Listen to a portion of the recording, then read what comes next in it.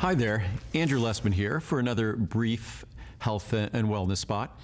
And I picked an area that I seem to always be bombarded with questions, whether people stop me on the street or whether it's emails we receive or letters we receive. And that's discussing cholesterol. And not just in terms of our products, which I could talk about our CholestaCare and our Choco Nuvo and our oatmeal and oat bran, all of which contain an FDA-approved natural ingredient that helps to lower total and LDL cholesterol, and in so doing, help to reduce one's risk of heart disease. There's an abundance of clinical science on those ingredients. That's why the FDA made that decision in terms of this natural ingredient. But I think more importantly, a lot of us don't really understand a lot of what goes on with cholesterol. There's a lot of misinformation circulating that says that no matter what you eat, because most of our cholesterol is made in our body, it's not going to change your cholesterol level, what you eat.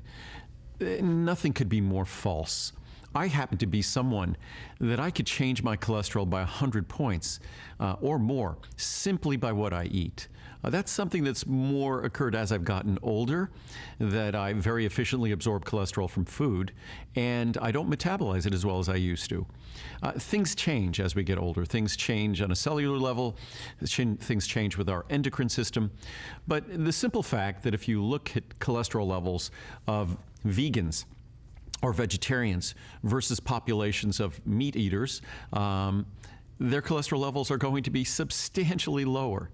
That's the first very clear evidence of proof involving large populations that if we do consume foods that contain cholesterol, it does elevate our cholesterol.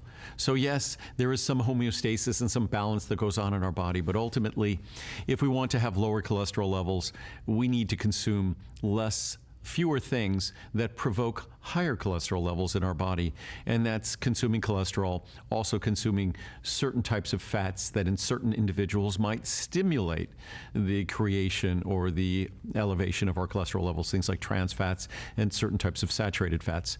But again, I'm someone who's not afraid of fats. I love healthy fats, nuts and seeds and avocado, things like that. Oily fish. I love the fats in all those different foods. But in terms of cholesterol, so many of us take cholesterol-lowering drugs that we don't think that maybe what we eat impacts our cholesterol level, but it does. And in fact, if we increase our fiber intake significantly, that alone could lower cholesterol levels 5, 10, 15% or more. Eating things like nuts and seeds and legumes, very rich in fiber, oatmeal, oat bran, significantly reduces our cholesterol level absent any other changes. And in most of us, when we start increasing our intake of things like nuts and seeds and legumes, we also tend to decrease our intake of animal products. I'm not a vegan. I was at one time in my life a long time ago. But I have found that as I've gotten older and perhaps gotten wiser, I do eat less animal product. I no longer eat red meat. I do have chicken, fish, turkey, but I eat less of that as well. That animal protein I view as sort of a little bit of an assault on our planet. It's not the most efficient way to consume food. And if folks in Asia started adopting our meat-eating habits, our planet would be overrun with the environmental consequences of that. So I think more and more of us are thinking consciously about what we eat in terms of its not just impact on our health, but on our diet as well. But back to the story on cholesterol.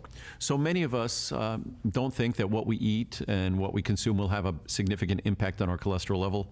The clinical science is absolutely crystal clear. It will. To the extent we decrease our intake of animal products, eggs and dairy and beef and chicken and even fish and things like that, to the extent we decrease that, we will decrease, and it varies by individual, but we will decrease our total cholesterol and our LDL level.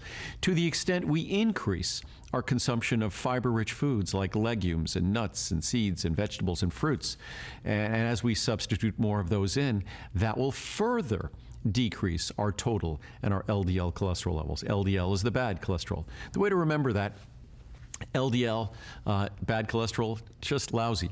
LDL. So you remember the one that starts with L is LDL.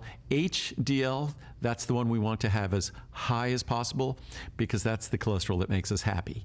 So HDL, good cholesterol. LDL is the lousy cholesterol. So just that helps us learn those things. In terms of cholesterol-lowering drugs, the way the cholesterol-lowering drugs work is they specifically target our body's synthesis of cholesterol, which takes place principally in our liver. And it attacks an enzyme called HMG-CoA reductase. That enzyme, these HMG-CoA reductase inhibitors are called statin drugs. They're things like Lipitor, Zocor, Crestor, there's probably about 15 or 20 of them now. And they all work by inhibiting the synthesis of cholesterol in our liver. They're extremely effective. They come with an extremely long list of side effects, from muscle soreness and tenderness that might interfere with your ability to enjoy working out or exercise, can cause fatigue, can cause mental confusion, all sorts of other issues. You want to have a regular liver function test, liver enzyme test, if you're taking them, just to make sure they're not having an adverse effect on your liver itself. The other thing to remember if you're taking those cholesterol-lowering statin drugs is that when they inhibit the synthesis of cholesterol in your liver, our body's very efficient. The same sort of production metabolic pathway, the same production pathway or assembly line, if you have it that way, the same assembly line that produces cholesterol in our liver, that same assembly line is